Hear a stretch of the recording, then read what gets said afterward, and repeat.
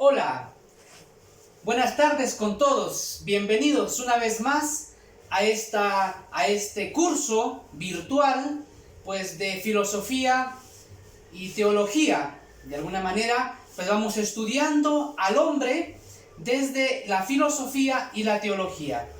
Ya estamos en nuestra octava sesión, Doctrina Social de la Iglesia. Vamos a dividir este tema en dos sesiones, parte 1 y parte 2. Primero, decimos como resumen de todo el curso, de estos dos que veremos, se dice, fundada en la dignidad del hombre, es decir, la moral social o doctrina social de la Iglesia está fundada en la dignidad del hombre. La doctrina social de la Iglesia, conforme a los principios del bien común, destino universal de los bienes, solidaridad y subsidiariedad, considera a la familia fundada en el matrimonio entre un hombre y una mujer como la célula básica de la sociedad, que debe valorar de manera justa el trabajo en el marco de la vida económica y que se organiza como comunidad política al servicio de las personas, respetando la libertad y la moral. Vamos a ver en estas dos sesiones 4 puntos. Los principios de la doctrina social de la Iglesia, la familia célula básica de la sociedad, trabajo y actividad económica, la comunidad política.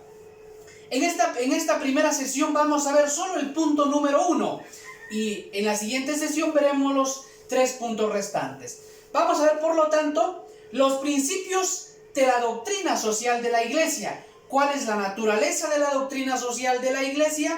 ¿Y cuáles son esos grandes principios? Los principios de la doctrina social de la Iglesia. Punto 1. Naturaleza de la doctrina social. La doctrina social de la Iglesia tiene su fundamento en las exigencias del mensaje evangélico que nacen del mandamiento supremo del amor a Dios y al prójimo. Por lo tanto, ¿dónde se funda la doctrina social de la Iglesia? En el mismo Evangelio, en ese principio de amor a Dios y amor al prójimo. Es una enseñanza referida a los aspectos económicos de la vida social como parte de la praxis cristiana. Emplea recursos de las ciencias humanas y tiene en cuenta los aspectos técnicos de los problemas, pero los juzga, todos estos problemas, vamos a ver aquí, los juzga desde un punto de vista moral. Dado que se orienta esencialmente a la acción, se desarrolla en medio de las circunstancias cambiantes y por eso comporta juicios contingentes, aunque estén basados en principios siempre válidos. Es decir, claro, las realidades sociales van cambiando en el devenir del tiempo. Ahora, pero todo este juicio va a ser juzgado desde unos principios universales. La Iglesia es experta en humanidad. ¿Por qué? Pues porque la Iglesia es madre que lleva más de 2000 años. Por lo tanto, conoce al hombre. Conoce cómo el hombre piensa, cómo el hombre actúa, porque es madre. Y por lo tanto, como ella es maestra de humanidad, va a ofrecer toda su doctrina social como un conjunto de elementos y principios de reflexión, criterios de juicio y directrices de acción a partir de las enseñanzas reveladas. Es decir, lo que la Iglesia va a aportar en este tema lo va a hacer desde la revelación, que lo encontramos en la Sagrada Escritura y en el magisterio de la Iglesia. Los juicios de la Iglesia en este campo responden a una misión distinta de la autoridad civil. Es decir, la misión de la autoridad civil y de la Iglesia no es la misma, pues la Iglesia se pronuncia sobre aspectos temporales del bien común en orden al supremo bien, que es el fin último del hombre, que es el encuentro con Dios. Por eso, de alguna manera, algunos se preguntan, ¿pero por qué la Iglesia se mete en cuestiones sociales, en cuestiones políticas? La Iglesia no hace política, la Iglesia no se mete en cuestiones sociales por las puras, de alguna manera. La Iglesia a veces tiene que intervenir en cuestiones políticas o en cuestiones sociales cuando se ve afectada, pues en definitiva, el hombre. Por lo tanto, cuando se ve afectado ese fin último del hombre, en este caso la Iglesia, como maestra de humanidad, tiene mucho que aportar a la política y a la sociedad. Esta serie de enseñanzas de la Iglesia se han explicitado en el siglo XIX a raíz de los profundos cambios, pues, verificados en la sociedad desde la Revolución Francesa 1789 y la Revolución Industrial. Una interpretación adecuada de estas enseñanzas requiere el conocimiento del contexto para saber discernir lo que responde a valores permanentes de las aplicaciones concretas en un momento dado. El mandamiento del amor conlleva necesariamente el reconocimiento de la dignidad de todo hombre. O sea, este mandamiento del amor, de amar a Dios sobre todas las cosas y a tu prójimo como a ti mismo, va a conllevar el reconocimiento de todo hombre, sin excepción de raza, condición, sexo, disminución física, lo que sea. Este mandamiento del amor conlleva el reconocimiento de todo hombre. ¿Por qué? Porque el hombre ha sido creado, como habíamos visto ya, a imagen de Dios. De esta dignidad se derivan una serie de derechos y deberes naturales. Las personas, por ello, dotadas de libertad, son los sujetos activos y responsables de la vida social. Es decir, son las personas estos sujetos activos responsables de la vida social. Cualquier sistema de organización social debe tener presente la naturaleza de la persona humana y de sus actos. Por lo tanto, cualquier sistema debe tener presente en definitiva al hombre. Vamos a ver, esto era el punto, como veíamos aquí, el punto número 1, naturaleza de la doctrina social. Es decir, ¿de dónde se fundamenta la doctrina social? En las enseñanzas, pues, del Evangelio, en definitiva en la revelación. Vamos a ver como 1.2 los grandes principios, es decir, ¿cuáles son esos grandes principios de la doctrina social? A partir de la dignidad de la persona humana se articulan una serie de principios que constituyen los puntos de apoyo de la doctrina social. Por ejemplo, el principio del bien común, el principio de subsidiariedad y el principio de solidaridad. Por lo tanto, tenemos aquí donde se fundamenta o cuáles son esos principios de la doctrina social de la Iglesia. Principio del bien común, de subsidiariedad, el principio de solidaridad y el principio del destino universal de los bienes que también tenemos. El principio por bien común, ¿qué es lo que se entiende por bien común? El bien común es el conjunto de condiciones de la vida social que hacen posible a las asociaciones y a cada uno de los miembros el logro más pleno y más fácil de la propia perfección, como dice Gaudium et Spes número 23. Es decir, ¿qué es el bien común? ¿O en qué consiste trabajar por el bien común? En definitiva es lograr todas aquellas condiciones mínimas y esenciales para que la persona pueda lograr su perfección. Es decir, todas aquellas condiciones para que una persona pueda lograr su perfección. El bien común es la dimensión social y comunitaria del bien moral y no consiste en la suma de bienes particulares de cada sujeto de la sociedad. Es algo de todos y de cada uno y permanece común a todos, porque solo juntos es posible alcanzarlo. Claro, si todos no luchamos por conseguir estas condiciones mínimas para que el hombre pueda lograr su fin, no vamos a lograr el bien común. La dignidad misma de la persona humana conlleva a la participación de este bien común y debe tener por base la verdad y la justicia. Vemos aquí en esta imagen, aunque no se ve tan bien, de alguna manera, como que todos estamos, o sea, el bien común en definitiva es todos aportamos para que se reúnan las condiciones mínimas para que todos podamos cumplir nuestro fin.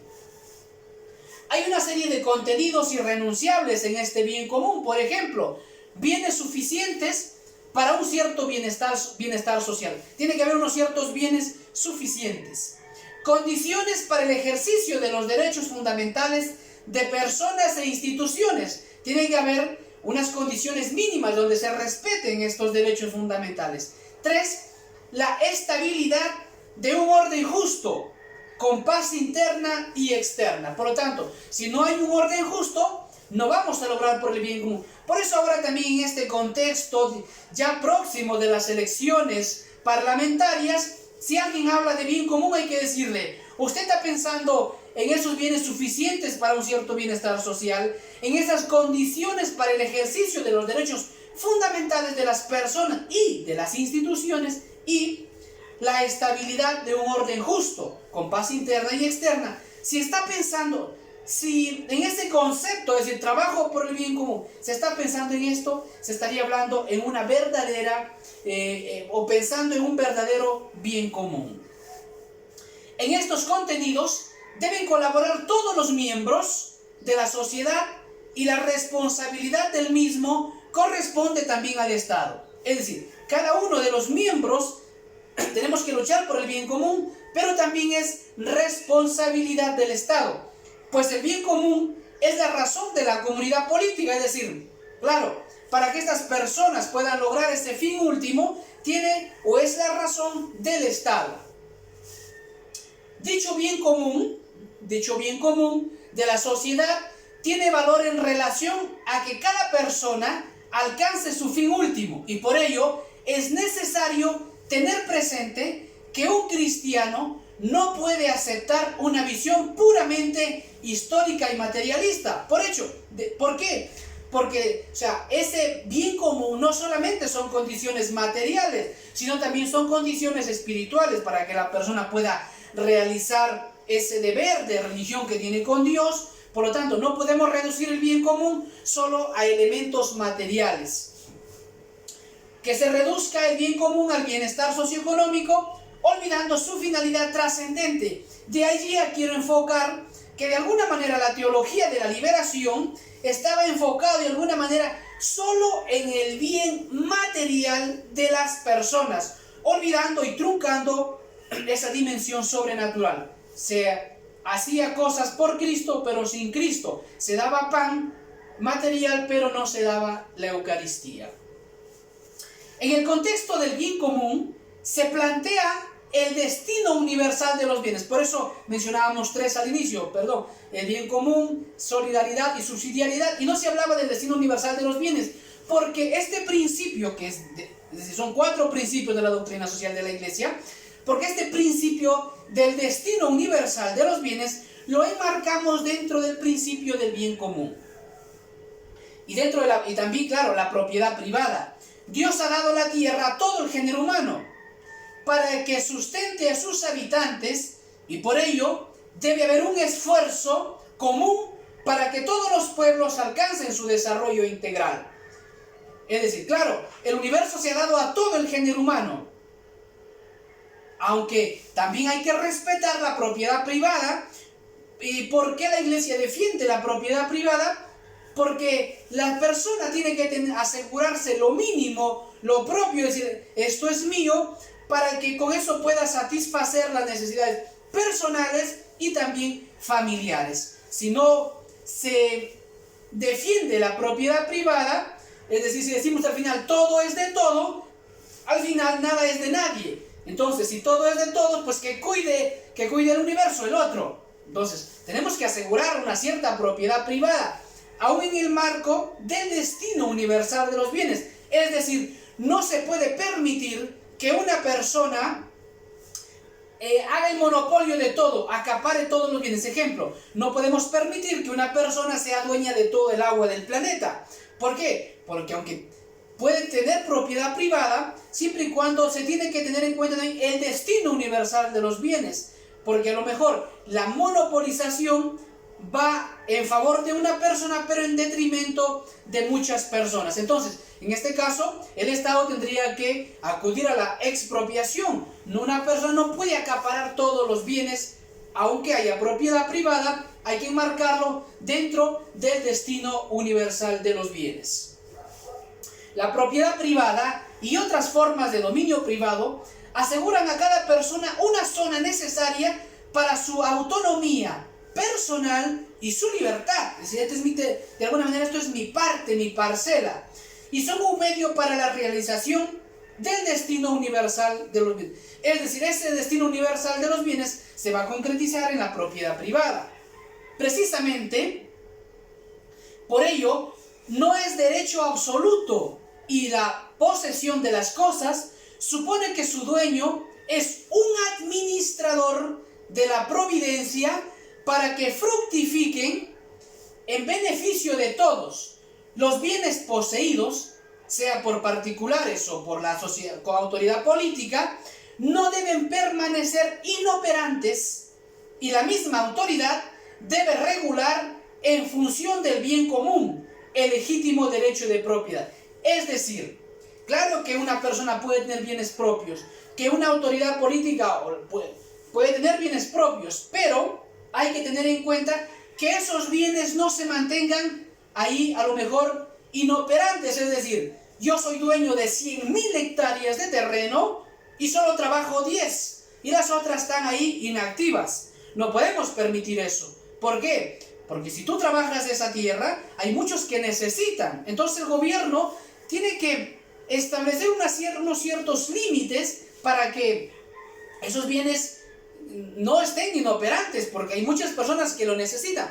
Por eso hay leyes en nuestro gobierno de que un terreno no puede estar inactivo o no puede estar sin trabajar un determinado número de años. Con esto lo que se pretende es que los bienes universales no estén inoperantes porque alguno lo necesita. Con eso terminamos el principio del bien común. Por lo tanto, el bien común, todas esas condiciones mínimas para que la persona y la sociedad logre sus fines. Dentro de este bien común enmarcamos también el principio del destino universal de los bienes. Se nos ha dado el universo, pero hay que recordar que aunque tenemos propiedad privada, hay que recordar siempre que los bienes no pueden estar inoperantes. Segundo o tercer principio, diríamos, el principio de solidaridad. Enseña que el hombre debe contribuir con sus semejantes al bien común de la sociedad en todos los niveles. Es decir, el principio de solidaridad va a lograr que el hombre pueda colaborar con la sociedad y con sus semejantes en distintos niveles. Su fundamento está en la intrínseca sociabilidad de la persona humana y la común dignidad e igualdad de derechos humanos. En razón de este principio, la Iglesia se opone a diversas formas de individualismo social y político. Por eso, claro, tampoco podemos reducir a la persona a un individualismo, como que ahí tú te puedes satisfacer a ti mismo, tú puedes valerte por ti mismo. No, la Iglesia se opone a cualquier forma de individualismo, tanto social y político. ¿Por qué? Tenemos que aportar, trabajar. Dios nos ha dado dones y talentos para aportar a la sociedad y hacer de este mundo un mundo mejor, para lograr la instauración del reino de Cristo en la tierra. Sin eliminar la libertad, las leyes deben regular diversos aspectos de la vida social de manera que se respete esa dignidad y derechos. Evidentemente, siempre habrá diferencia entre unos y otros, pero esto no puede justificar la explotación de las personas. Claro, siempre va a haber diferencias. Habrá unas personas a lo mejor que son dadas más para el negocio, otras más para el estudio, ciertamente. Ahora, algunos que a lo mejor por el negocio llegan a tener más dinero que otras, esto no va a justificar la explotación de las personas, que siempre será contrario a la dignidad de la persona. En diversas condenas de la Iglesia al liberalismo o a formas de capitalismo salvaje se han querido subrayar estos aspectos. Las estructuras de la sociedad deben hacer posible esta contribución al bien común, pero servirían para poco si no existiera en los individuos la determinación de empeñarse ese mismo bien común. Es decir, de poco serviría todas esas estructuras de la sociedad si no se trabaja o no se piensa en el bien de los demás también. Todos en algún momento necesitamos una mano. Hoy toca darle una mano al Perú, como dice esta frase, ¿no? Ciertamente, todos necesitamos. El Perú, vemos aquí una imagen de un niño que está en el agua, en el río, otro lo está ayudando sacando de la mano, otra señorita y otro. Es decir, al final todos necesitamos de los demás, porque no somos autosuficientes, necesitamos del otro. Conforme al principio, pasamos al cuarto principio de subsidiariedad. Conforme al principio de subsidiariedad, ni el Estado ni la sociedad pueden sustituir las iniciativas de personas y grupos sociales intermedios en los niveles en que estos pueden actuar, porque de lo contrario destruiría la libertad. Es decir, el Estado no tiene que hacer lo que tú puedes hacer. Limpiar tu casa puedes hacerlo tú, el Estado no tiene que hacerlo, porque si no, es un ejemplo, pero de alguna manera, si el Estado se metería en todo, nos estaría quitando la libertad. Entonces el principio de subsidiariedad es esto. Este principio se opone a las diversas formas de colectivismo, burocratización, asistencialismo o crecimiento desmedido del Estado en detrimento de los individuos. Las sociedades de orden superior deben ayudar a las inferiores, aunque sin absorberlas o destruirlas, cuando la sociedad inferior o la persona no puede lograr sus fines propios. Es decir, es el caso de la educación, que es una ayuda subsidiaria. La educación es un deber y derecho de los padres. La educación no es deber ni derecho del gobierno. Como a lo mejor el padre no puede enseñarle a sus hijos matemáticas, ciencias, historia, pues pide ayuda al Estado. De hecho, eso es la escuela. Es una ayuda subsidiaria a los padres de familia. Ahora, cuando, como dice aquí, la persona o la sociedad no puede de alguna manera cumplir todos sus fines, el Estado tiene que ayudar. Esa es la subsidiariedad. Es decir, el Estado está subsidiando, ayudando en aquello que tú a lo mejor no puedes realizarlo. El motivo profundo de este principio es que toda persona, familia y cuerpo intermedio tiene algo que ofrecer a la comunidad, y las suplencias del Estado no deben extenderse más allá de lo estrictamente necesario.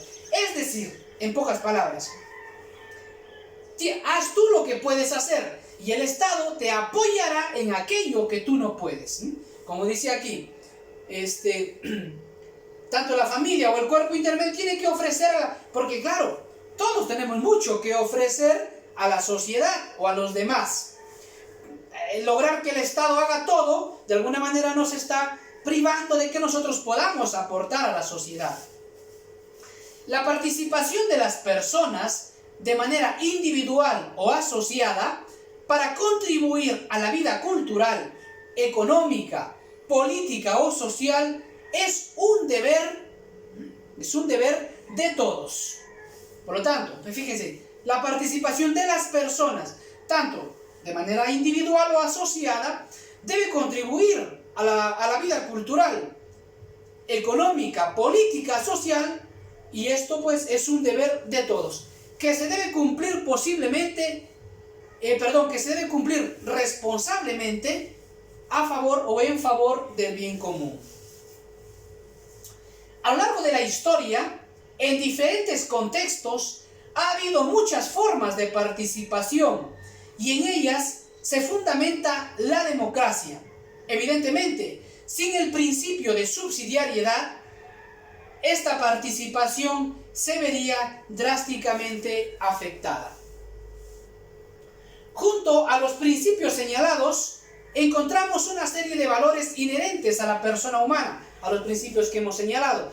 La verdad es condición necesaria para que una comunidad esté ordenada. Existe una obligación de buscar, se ve poco aquí, existe una obligación de buscar la verdad para las personas y las sociedades. Es decir, Hay una obligación de buscar la verdad. No tienes derecho a estar en el error. Yo tengo la obligación de sacarte del error. Y la posibilidad real de encontrarla, de modo que no se puede prescindir de las exigencias objetivas de la moralidad. Es decir, claro, existe una obligación de caminar en la verdad. Por eso, antiguamente se condenaba el tema, pues a lo mejor de la herejía, se condenaba a lo mejor de manera civil también, porque de alguna entendido en este contexto de que la herejía afecta también la sociedad civil, el aspecto civil, en cuanto crea división. Por eso se castigaba también de manera civil. Y además porque tienes la obligación de caminar en la verdad. La libertad es signo de la imagen divina. Por eso decía también Víctor Frank, creador de la logoterapia, que se nos puede quitar todo, menos nuestra libertad. Aún estando limitados en nuestra libertad de manera física, a lo mejor en alguna cárcel, como él contaba, aún estando en un encierro, el hombre puede decidir cómo vivir ese encarcelamiento. Por eso, decía Víctor Frank, al hombre se le puede quitar todo, menos la libertad de poder decidir cómo vivir esa situación. Pero no consiste en un ejercicio arbitrario de la propia autonomía, sino que debe orientarse al auténtico bien. De hecho, ya veíamos en sesiones anteriores que nuestra libertad no es absoluta. Nuestra libertad está, de alguna manera, demarcada o delimitada por la ley natural, por la ley revelada, por los mandamientos, en definitiva, por Dios. No porque sea malo, sino porque Dios conoce mejor que nosotros cuál es el mejor camino y qué es lo que mejor nos conviene. La justicia es el valor que acompaña la virtud, que consiste en la constante y firme voluntad de dar a Dios y al prójimo lo que le es debido. Esa es la justicia, dar a Dios lo que le corresponde y al prójimo lo que le corresponde. Junto con la justicia conmutativa, distributiva y legal, se debe hablar de una justicia social, que debe regular las relaciones sociales en sentido amplio. Por lo tanto, la justicia tiene que regular todas las relaciones de la sociedad. La plena verdad sobre el hombre permite orientar a la justicia hacia la caridad, que es el criterio supremo y trascendente de toda ética social. Por eso, ¿cuál es, de alguna manera, el criterio supremo de toda ética social? La caridad, es decir, el amor. Si hay amor, vamos a practicar la justicia, la solidaridad y todos los demás. Por lo tanto, es la caridad lo que tiene que orientar todo. De alguna manera, con esto estamos llegando, esto es lo que hemos querido, pretendido explicar en esta primera sesión. Vamos a volver aquí. En el punto número 1, en los principios de la doctrina social. Para resumir, ¿cuál es la naturaleza de la doctrina social? La naturaleza de la doctrina social se asienta o estriba en las enseñanzas de Jesucristo, en la revelación, palabra de Dios y tradición de la Iglesia. En definitiva, en ese mandamiento del amor, de dar a Dios, del amor a Dios y el amor al prójimo. Ahí se fundamenta la doctrina social. ¿Y cuáles son esos grandes principios? 4 principios. Veíamos el bien común, dentro de él, el destino universal de los bienes, el principio de solidaridad y el principio de subsidiariedad. Entonces, la Iglesia, como decíamos, es experta en humanidad. Por eso también tiene mucho que aportar a la sociedad en aspectos sociales, en aspectos políticos. No porque se mete en política o en aspectos sociales, sino que se mete en estas situaciones porque está en juego la dignidad de la persona. Por eso, la Iglesia desde siempre ha aportado a la sociedad, pero propiamente ya como doctrina social, como un corpus establecido, lo tenemos ya a raíz, pues, o sobre todo a partir del siglo XX, ya tenemos, y sobre todo desde la encíclica Rerum Novarum de León XIII, donde ya se asientan todos estos principios de la doctrina social de la Iglesia. Por eso la Iglesia, por eso alguna vez se pueden preguntar, ¿y la Iglesia con qué está? ¿Capitalismo, liberalismo, comunismo, socialismo? La Iglesia no está con ninguno. La Iglesia lo que explica es la caridad, defendiendo siempre la propiedad privada. Y por eso, pues esta forma de la doctrina social de la Iglesia, esos principios se han visto de manera concreta en esta forma, pues de una distribución, de una distribución de todos los bienes, logrando que todos tengan lo necesario y también, pues dejando que las personas puedan trabajar, aportar y puedan obtener lo suyo, aún teniendo en cuenta de que esto no permita la